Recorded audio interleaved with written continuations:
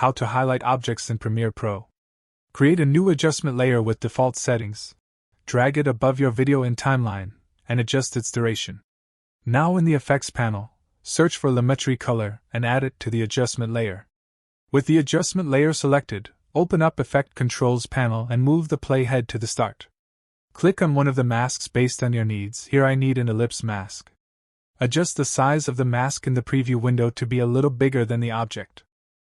Now set mask feather to 150 and check the inverted checkbox. Now expand Basic Control and click on Stopwatch next to Exposure to create a starting keyframe. Move the playhead a little forward and set exposure to -5. Move the playhead to the position you want to unhighlight the object and click on Circle button to create a keyframe with current value.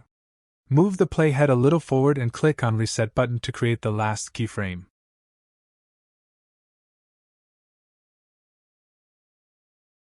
Anyway guys, thanks for watching and I hope you found this useful.